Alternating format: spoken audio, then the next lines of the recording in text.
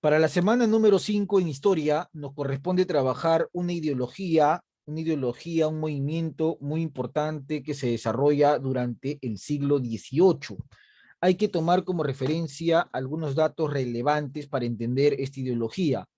El siglo XVIII como tal, es un periodo que inicia exactamente en qué año. Mano levantada, a ver.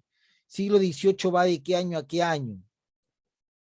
El siglo XVIII abarca qué años. A ver por ahí. Del siglo XVIII. Ronaldo Varo, te escucho. 1700 a 1800. No, cerca, pero no. ¿Alguien?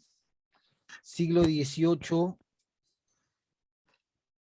tampoco Maybe en el chat. ¿Alguien? Siglo XVIII. El siglo XVIII va de dónde a dónde.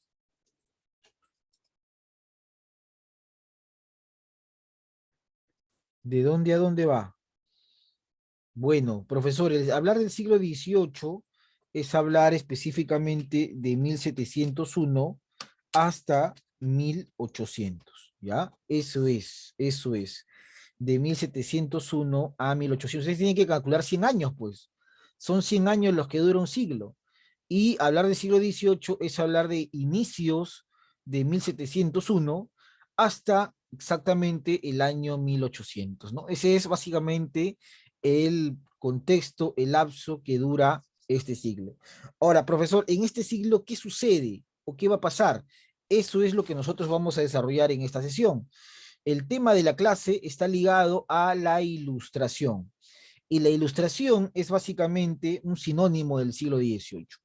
Hay que ubicarnos en el siglo XVIII, hay que entender qué está pasando en este periodo para poder explicar los cambios que se van a dar, sobre todo en Europa, pero que van a ser importantes para poder entender el proceso de transformación de todo el mundo. Muy bien, entonces nos ubicamos acá. Recuerda que en esta época, siglo XVIII, América, en su mayoría, era una colonia de Europa, especialmente de España. Eso tienes que recordarlo, ¿ya? Muy bien, vamos a empezar nosotros con la primera parte de la lectura.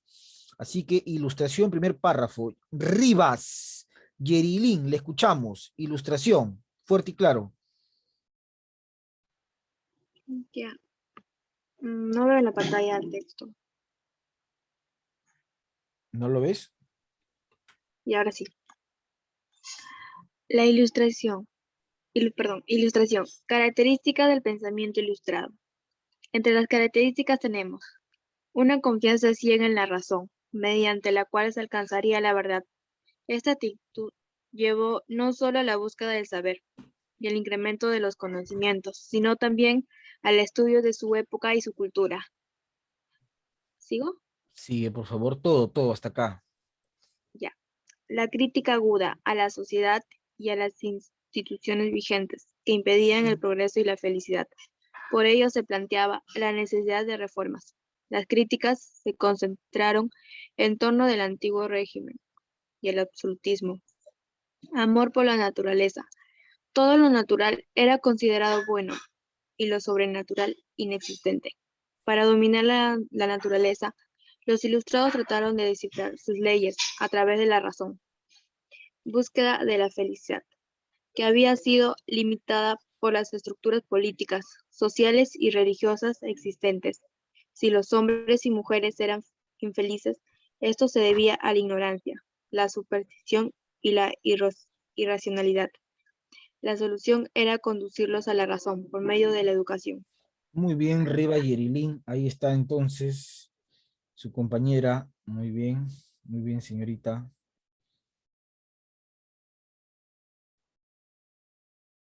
Entonces, Rivas, Quispe, Yerilín. Muy bien.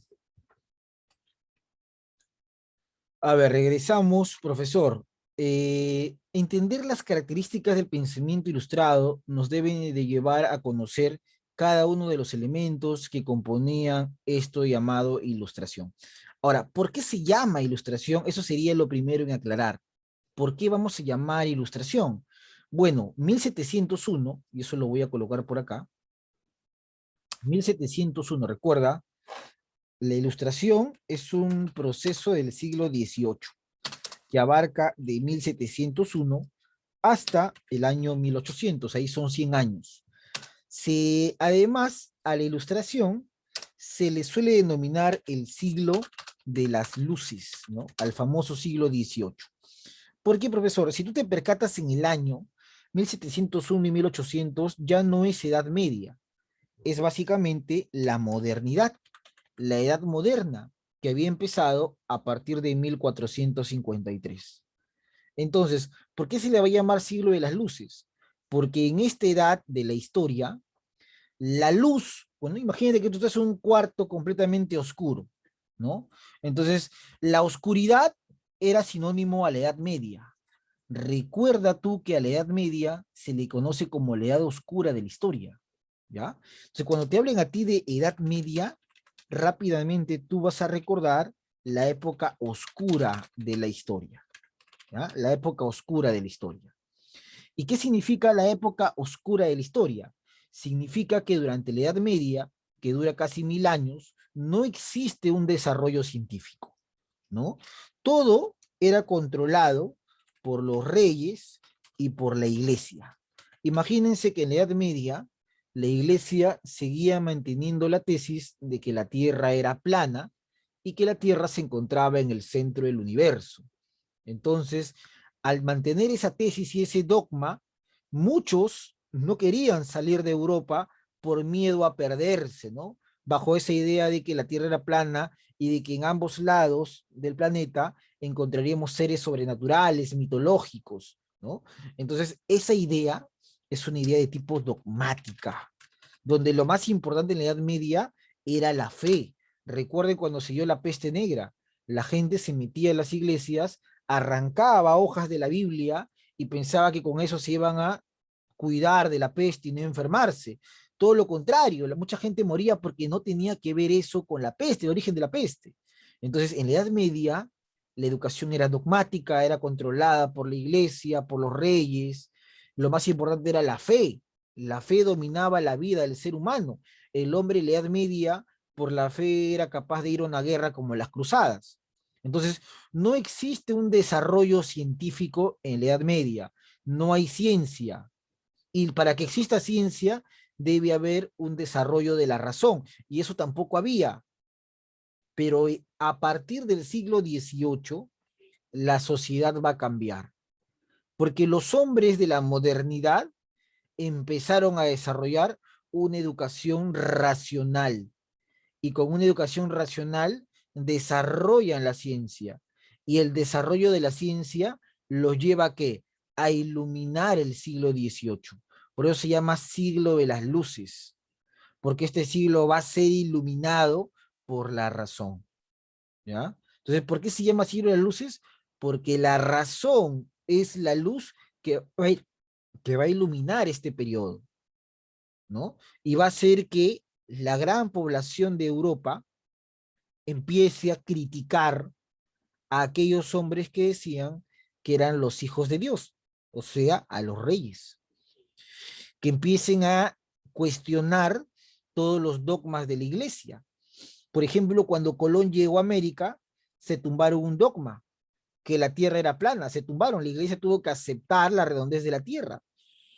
Cuando Isaac Newton descubre las leyes de la física, se da cuenta que en la naturaleza, que el conocimiento de la naturaleza puede permitir al hombre alcanzar el progreso, que la observación de la naturaleza le puede permitir al hombre solucionar muchos problemas, ¿no? Y la solución de problemas puede llevar al hombre a la felicidad. Entonces, por eso se va a llamar siglo XVIII, siglo de las luces. Algunos autores también lo llaman el siglo de las revoluciones. ¿Cómo por qué, profesor? Porque se da la Revolución Francesa, pues. ¿Y por qué el hombre se revela? El hombre se revela porque quiere transformar su realidad. ¿Y por qué el hombre quiere transformar su realidad? Porque empieza a cuestionarla. ¿Y cómo la cuestiona? Con la educación. Cuando el hombre recibe una educación verdaderamente clara, se da cuenta que muchas de las cosas que se decían no eran ciertas. Intentará transformar su realidad, ¿no? Imagínate que tú has nacido en un hogar pobre, y tú no quieres vivir en la pobreza. Entonces tú dices, yo quiero transformar mi realidad, quiero estudiar y quiero trabajar para transformar esta pobreza en la que vivo. Imagínate que has nacido en un hogar donde tus padres no han acabado el colegio o nunca han pisado la universidad. Entonces tú quieres transformar esa realidad, quieres volverte una persona estudiosa, académica para transformarla, ¿no? Entonces el hombre intenta transformar la sociedad en la que vive, pero para transformarla será necesario una educación, y esa educación la va a dar la ilustración, el siglo de las luces, aquellos hombres ilustrados que van a utilizar la filosofía, la economía, la literatura para educar a la población y para que este hombre rompa los dogmas y pueda llegar al poder. Ahora, piensa un poquito, la ilustración en realidad es una ideología que se basa en el desarrollo de la razón. Eso es cierto. Sin embargo, no toda la población tenía acceso a la educación. No toda la población. Solamente los que podían pagar una educación. ¿Y quiénes eran los que podían pagar una educación? Los hijos de los reyes y los hijos de los comerciantes. Pero los hijos de los reyes no van a querer cambiar nada porque ellos están felices. Entonces serán los hijos de los comerciantes los que empezarán a cambiar o a transformar esta sociedad, ¿no? Y recuerda que el hijo de un comerciante puede ser llamado también un burgués. Por lo tanto, cuando te digan, ¿no? El siglo XVIII, el siglo de las luces, la ilustración, fue un movimiento ideológico, fue un movimiento cultural que buscaba transformar la realidad. Este movimiento va a ser impulsado ¿por quién? Por aquellos hombres que tenían una muy buena educación. ¿Y quiénes eran aquellos hombres que tenían una muy buena educación? La burguesía. Los hijos de banqueros, de comerciantes, de artesanos, que podían pagar, ¿no? Profesor, a un maestro, a un magíster, que podían ir a una universidad y podían recibir una educación distinta a la del pueblo. Entonces, estos burgueses serán los que van a empezar a cuestionar la sociedad en la que viven. ¿Pero por qué? Porque recibieron una educación. El pueblo no. El pueblo no recibe educación, el pueblo no puede pagar educación. El pueblo sigue viviendo en la ignorancia. Será la burguesía la que impulse esta transformación. Serán los que tienen acceso a una muy buena educación los que van a cuestionar el sistema en el que viven. Entonces, es un movimiento netamente burgués. Y para los que no recuerdan, los burgueses son los propietarios de los medios de producción. ¿Ya? Eso es. Los burgueses son los propietarios de los medios de producción. Ellos encabezan este movimiento, que con el tiempo se van a acoplar el pueblo. La Revolución Francesa. ¿Quién encabeza el movimiento revolucionario? La burguesía. Pero ¿quién es la que va a combatir contra la monarquía? El pueblo. En pocas palabras, el hombre ilustrado. ¿Quién es el hombre ilustrado? El hombre que tiene conocimiento. El hombre que tiene genosis. Y genosis es conocimiento, ¿no? Por eso es que muchos ilustrados dicen, el hombre no es malo, sino que el hombre hace maldad por ignorancia. El hombre en su estado natural es bueno, como decía Rousseau, es bueno, sino que la sociedad, la propiedad, la falta de educación lo vuelve ignorante y su ignorancia lo hace hacer cosas malas, ¿no? Muy bien, vamos a explicar cada una de las partes que su compañera Riva Yerilín ha leído de manera correcta. A ver, dice acá, vamos por acá, dice, una confianza, voy a borrar esta parte, dice, una confianza sigue en la razón, ¿no? Entonces, la ilustración se caracteriza por el desarrollo de la razón. La razón permitiría alcanzar el conocimiento y el conocimiento permitiría alcanzar la verdad.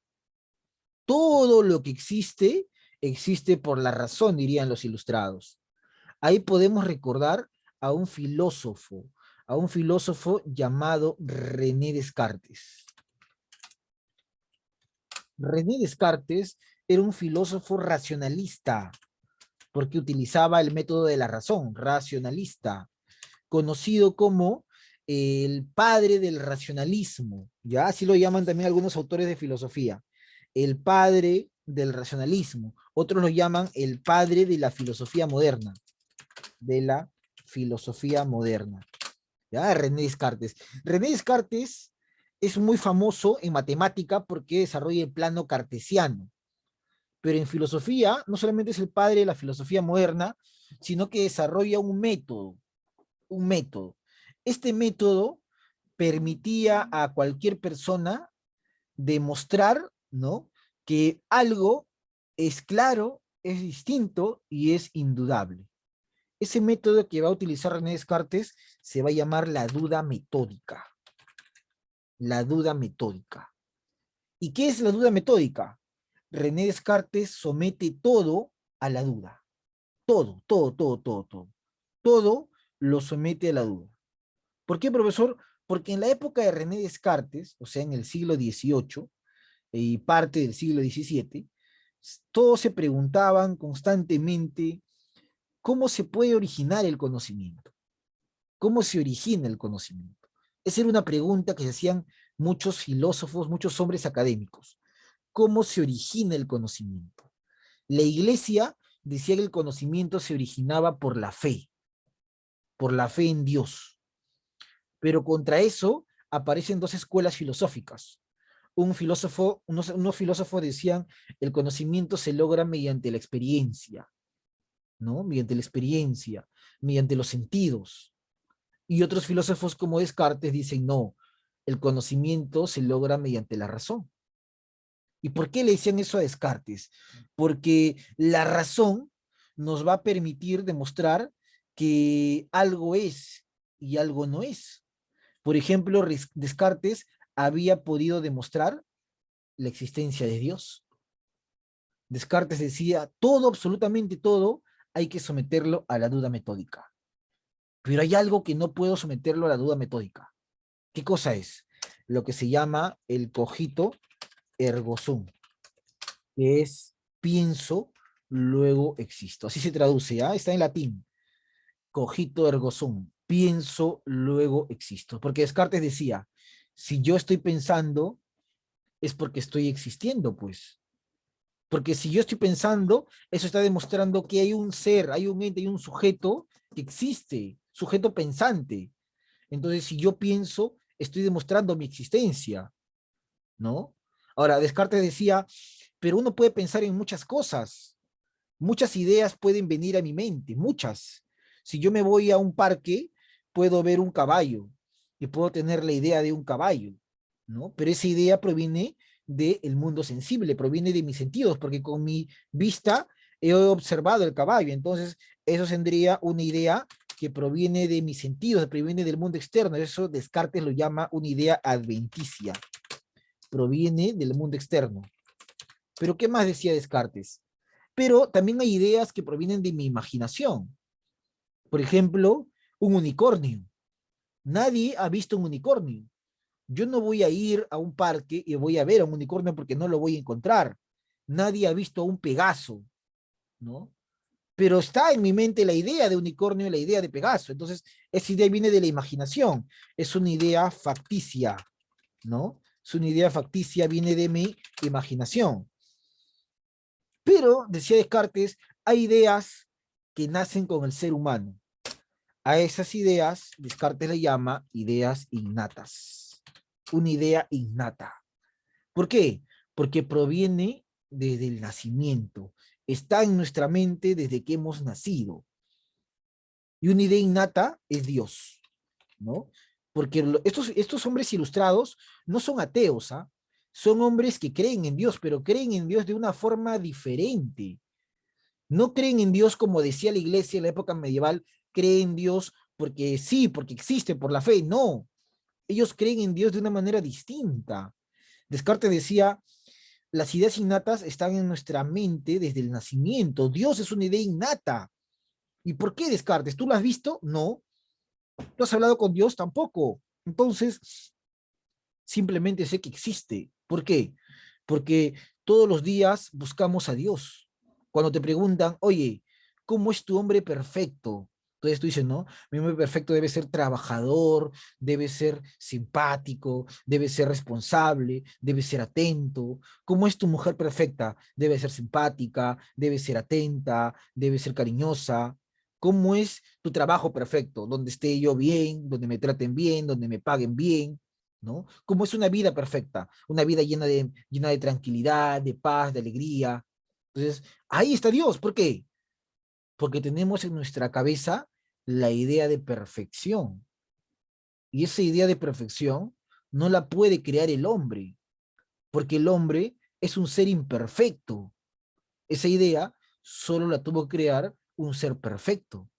Y ese ser perfecto es Dios, ¿no? Dios puso en nuestra mente esas ideas de perfección que nosotros imaginamos, creemos, sentimos. Dios. Por lo tanto, Dios sí existe y está en nuestra mente desde el nacimiento. Y todo lo que está en nuestra mente es razón. Por lo tanto, la razón me ha llevado a creer, a aceptar a Dios. Entonces, yo acepto a Dios no por la fe, sino por la convicción. ¿No? ¿Te das cuenta? Totalmente distinto a la Edad Media. A eso se le va a llamar el deísmo.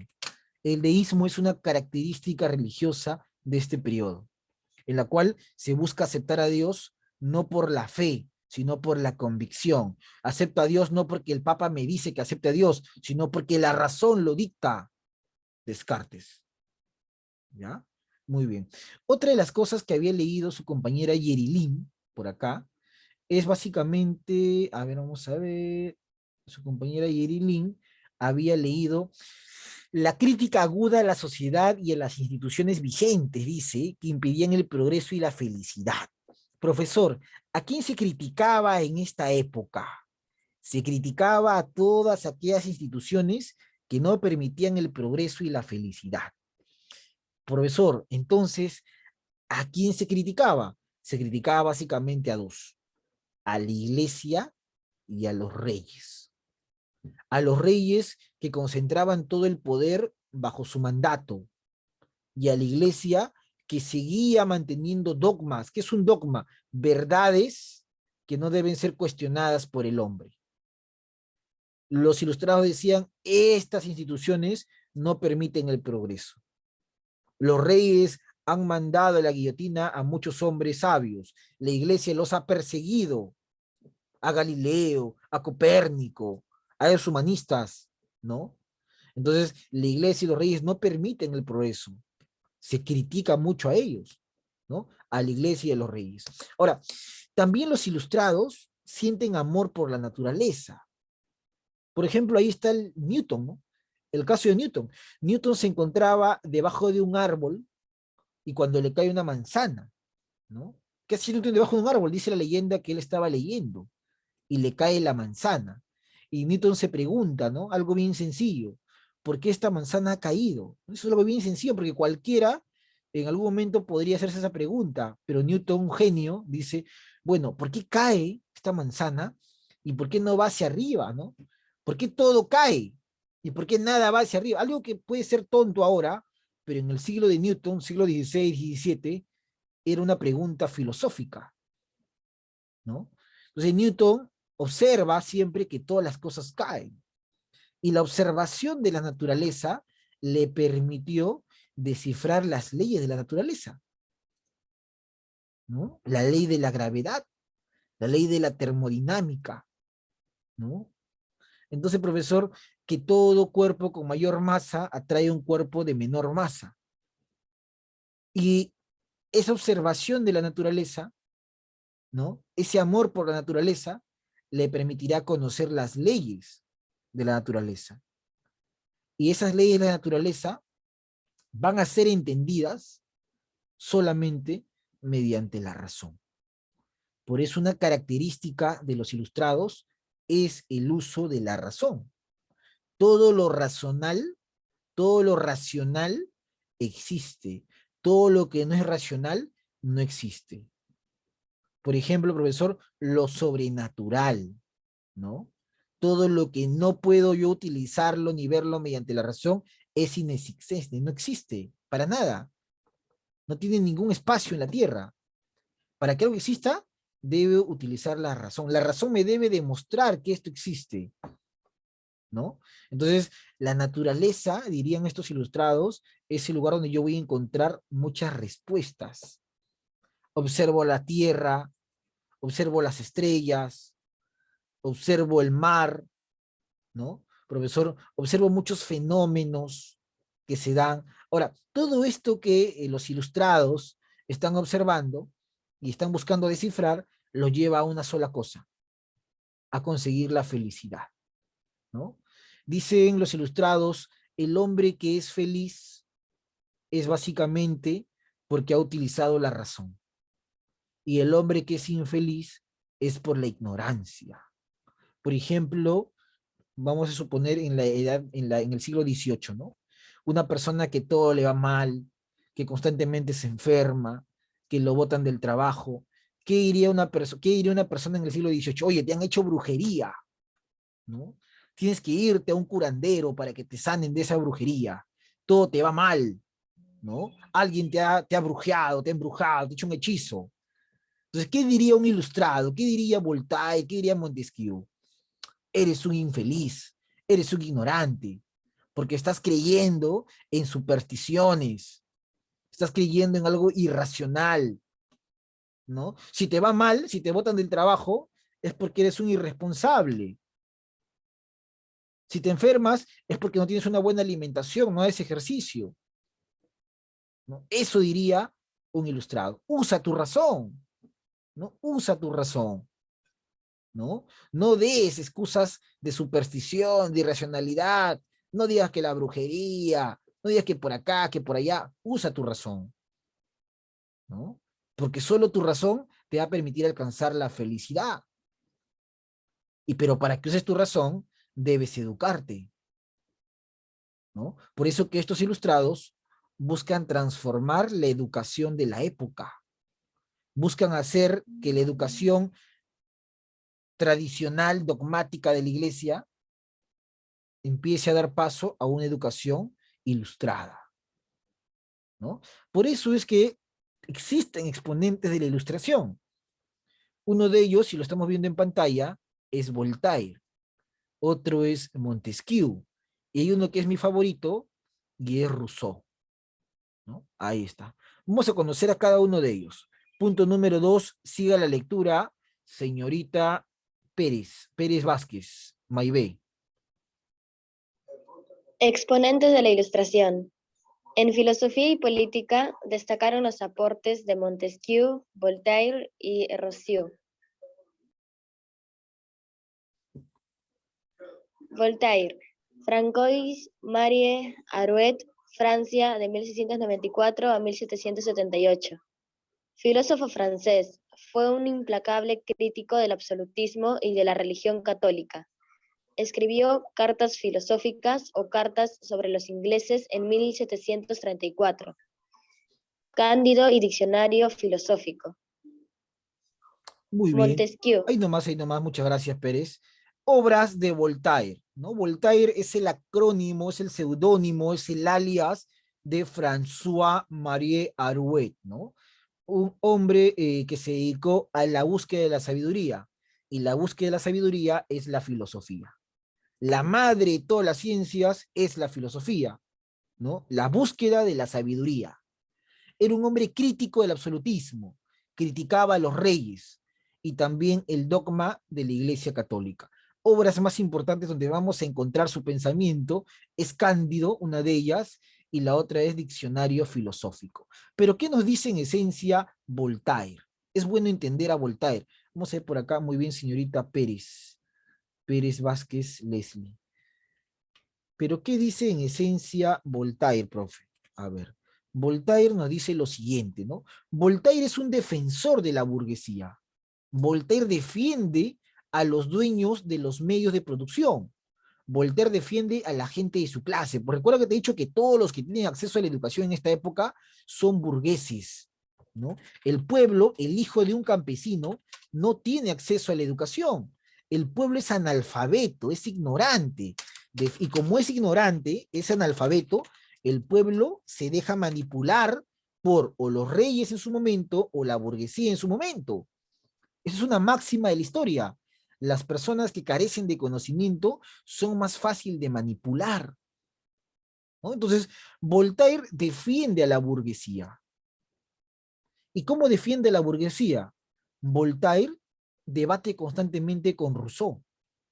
Por ejemplo, Rousseau decía que el vicio del hombre era la propiedad privada. Rousseau decía, el hombre vivió en felicidad hasta que a alguien se le ocurrió decir, esto es mío. Hasta que hubo una persona que dijo, esto de acá es mío. Y cuando dijo, esto es mío, se malogró todo, dijo Rousseau. ¿Por qué? Porque ahí nació la propiedad privada, pues. El hombre en la prehistoria, cuando tenía hambre, iba y cogía una manzana. Cuando tenía hambre, cazaba un ciervo. Cuando tenía hambre, iba al río, agarraba un pescado. Cuando quería vivir, colocaba su construcción en una explanada, en una cueva, en una llanura, ¿no? El hombre, cuando quería algo, simplemente iba a la naturaleza. Pero hubo un momento donde alguien dijo, no, esto es mío. Acá voy a sembrar, acá voy a cosechar, acá voy a vivir, ese perro es mío. Entonces, ahí nació la propiedad privada, dijo Rousseau. Y ahí la malogró, porque cuando nació la propiedad privada, empezó la lucha. El que no tiene con el que tiene. El que no tiene empezó a robar, empezó a matar, empezó a mentir, y el hombre se corrompió, porque el hombre es bueno por naturaleza, diría el filósofo Rousseau. Sin embargo, Voltaire dice lo contrario. Voltaire defiende a la burguesía, y como defiende a la burguesía, él defiende la propiedad privada. Defiende la propiedad privada. Él dice, oye, Rousseau, lo que tú estás diciendo está equivocado. Tú estás equivocado, comparito, le dice, tú estás mal. ¿Cómo vas a decir que la propiedad privada originó los males? No, al contrario. Si el hombre no hubiese cercado la propiedad, si el hombre no hubiese dicho, esto es mío, jamás se hubiese conocido la agricultura. Jamás. Y si el hombre no hubiese desarrollado la agricultura, no hubiese conocido los excedentes. El trigo, la cebada, el arroz. Y sin excedentes no hubiera habido ganadería, y sin ganadería no hubiese habido textilería, y sin textilería no hubiese habido desarrollo. La propiedad privada generó el desarrollo de la sociedad, ¿no? Porque cuando la tierra era libre, cuando el hombre vivía aparentemente con todo, no tenía preocupación por mejorar. Cuando recién el hombre dijo, esto es mío, y aprovechó esa tierra, desarrolló la agricultura. Los demás vieron eso y quisieron mejorarlo, y empezó la competencia. Entonces la propiedad privada llevó al desarrollo del hombre. No generó un vicio del hombre, sino llevó al desarrollo, ¿no? Eso es lo que diría Voltaire. Voltaire defiende a la burguesía. Indirectamente defiende a la clase social a la que pertenece, ¿no? Ahí está Voltaire y sus obras Cándido y Diccionario Filosófico. Constantemente debatía con Rousseau. Se armaban algunos debates muy buenos en esta época. Bueno, vamos a conocer a Montesquieu. Siga la lectura Ronaldo Haro. Lo escuchamos. Montesquieu. Charles Laux de Scotland, Francia, 1689-1755. Filósofo y político francés. Planteó la división de poderes en legislativo, ejecutivo y judicial mediante el establecimiento de una monarquía constitucional. Criticó las costumbres e instituciones del régimen absolutista en sus cartas persas 1721. Sin embargo, su obra trascendental es El espíritu de las leyes, escrita en 1748. Muy bien, Ronaldo. En 1748, pleno siglo XVIII, escribe una de sus obras más importantes. Muy bien, Ronaldo Haro. Entonces, Haro López Osmar. Muy bien, Ronaldo, ¿no? Osmar, No es un nombre muy común, ¿ah? Osmar, muy bien, Osmar. Entonces, regresamos. Profesor, cuando hablamos de Montesquieu, hablamos del hombre que fue capaz de dividir a los poderes del Estado, ¿no?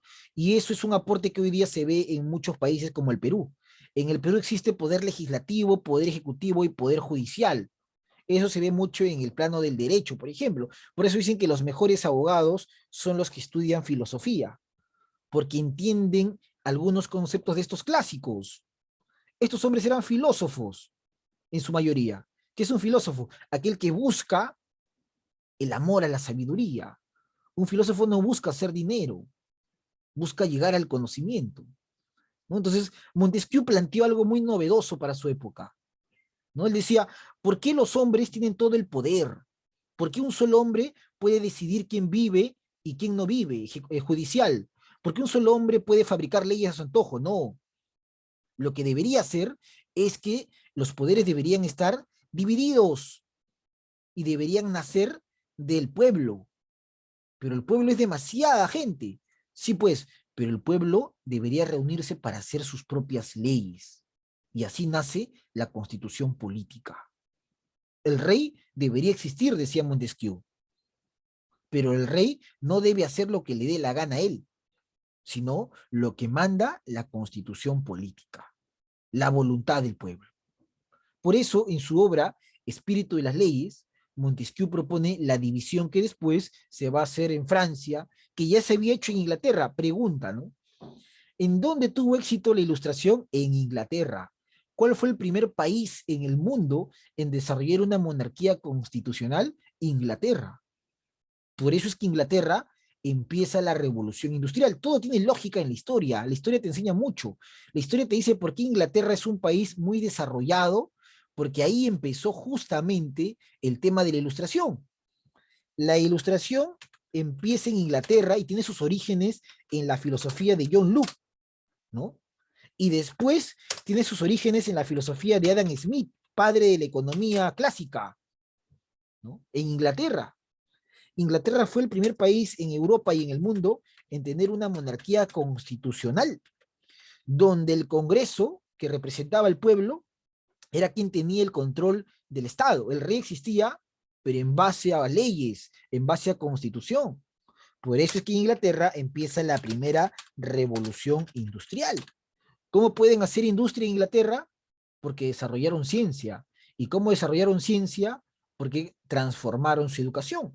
Ahí se dan las universidades como Oxford, como Cambridge, por ejemplo. Universidades que existen desde la época del siglo XV y XVI, ¿no? Entonces, profesor, es Inglaterra donde hay mucho desarrollo y filósofos como Montesquieu ven en Inglaterra el modelo ideal, ¿no? Montesquieu era francés, pero en su época Francia era dominado por un rey, Luis XVI, ¿no? Que luego será llevado a la guillotina. Entonces, tanto Montesquieu, Rousseau, Voltaire buscaban transformar su sociedad, ¿no? Como diría el filósofo Karl Marx, el fin de la filosofía no es comprender la realidad, sino es transformar tu realidad. Entonces, Montesquieu buscaba transformar su realidad, ¿ya? Entonces, el modelo siempre era Inglaterra en el siglo XVIII. Recuerden, Inglaterra es el modelo, ¿no? Adam Smith, John Locke son hombres que en esta época van a inspirar a Rousseau. Pero ¿por qué estudiamos más a ellos y no a los que te menciono? Porque en Francia tuvo mayor éxito, porque esta ilustración originó en Francia una revolución. Se guillotina al rey, ¿no? Bueno, vamos a conocer justamente a uno de mis favoritos, a Jean-Jacques Rousseau. En el chat me escribe Ramírez. Ya, Ramírez, buenos días. A ver, entonces siga la lectura. Hernández Llanos, Rousseau, te escuchamos.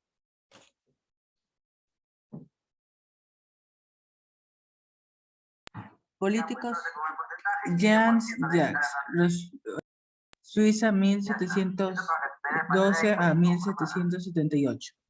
Político suizo hacendado en Francia, su pensamiento se resume en la obra Contrato Social 1762. En esta obra plantea que la sociedad delega el poder político a individuos ante la necesidad de gobernar. Sin embargo, el pueblo es soberano y dueño de sus derechos, exigiendo e igualdad a los gobernantes de turno. De manera de un contrato social, ambas partes deben cumplir. Entre otras obras del autor tenemos La Nueva de Lucía y El Emilio o de la Educación. Muy bien, Hernández. Yo digo que Rousseau es uno de mis favoritos, uno de los clásicos, uno de los más importantes en la filosofía, porque ha planteado algunas tesis bien interesantes. Por ejemplo, el profesor Rousseau es partidario del buen salvaje. Eso lo puedes encontrar en cualquier libro de filosofía. Te hablan sobre la idea del buen salvaje. ¿Qué cosa es el buen salvaje, no? La tesis de Rousseau. ¿Cuál es la tesis de Rousseau?